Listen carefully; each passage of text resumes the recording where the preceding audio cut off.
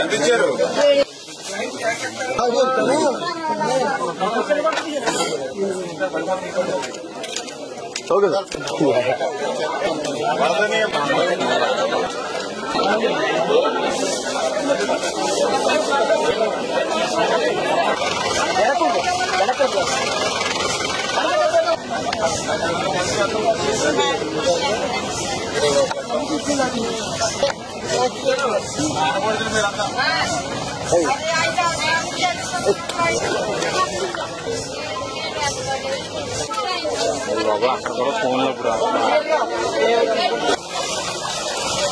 ఈ యొక్క తెలుగుదేశం, జనసేన, బీజేపీ ప్రభుత్వాన్ని ప్రజలు ఏ రకంగా అయితే ఆశీర్వదించారో ఆ రకంగా కృష్ణమ్మ తల్లి కూడా ఈ యొక్క ఎన్డీఏ ప్రభుత్వాన్ని ఆశీర్వదించినట్టుగా ఉన్నటువంటి పరిస్థితి.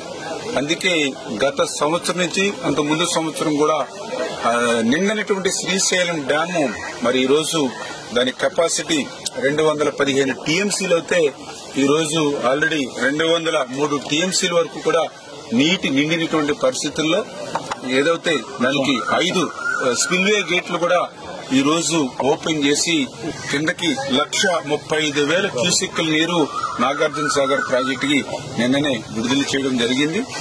కృష్ణా డెల్టా ఏదైతే ఉందో వారికి కూడా త్రాగునీరు, సాగునీరు కూడా అందించేటువంటి విధంగా ఏదైతే శ్రీశైలంకి రోజుకి దగ్గర 4 లక్షల క్యూసెక్కులు పైబడి నీరు ఏదైతే వస్తుందో దాన్ని ఆ రోజే మేము క్యాలిక్యులేట్ చేసి రాయలసీమ పూర్తి అవసరాలు తీర్చేటువంటి విధంగా పోతిరెడ్డిపాడు ద్వారా నీటిని మేము విడుదల చేస్తూ ఉన్నాం.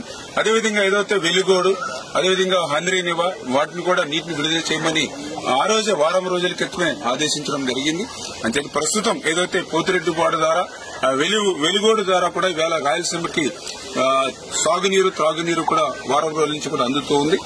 కాకపోతే ఏదైతే హంద్రీనివా మాత్రం మరి ఏదైతే వారం రోజుల క్రితం విడుదల చేయమన్నప్పటికీ కూడా ఇంకా అక్కడ కొంత నిర్లక్ష్యంగా అధికారులు కొంత వ్యవహరించినటువంటి పరిస్థితి కూడా మా దృష్టికి వస్తుంది. ఏదైతే గత ప్రభుత్వ వాసనలు ఇంకా పోనటువంటి అధికారులు ఇంకా మోస పద్ధతిలో ఉన్నారు, వాళ్ళందరినీ కూడా ఒక్కొక్కరిని మార్చుకుంటూ ముందుకెళ్తామనే విషయాన్ని కూడా ఈ సందర్భంగా తెలియజేసుకుంటూ గత వైఎస్ఆర్సీపీ ప్రభుత్వంలో ఒక పక్క వరదలను ముంచెత్తినా కూడా కనీసం ఆ రోజునటువంటి మంత్రులు గాని, ఆ రోజునటువంటి ముఖ్యమంత్రి గాని, ఆ రోజునటువంటి వైఎస్ఆర్సీపీ ప్రజాప్రతినిధులు గాని కనీసం అధికారులతో సైతం ఈ వరద ముంపు ప్రాంతాల్లో పలకరించినటువంటి వాళ్ళు ఆ రోజు లేరు.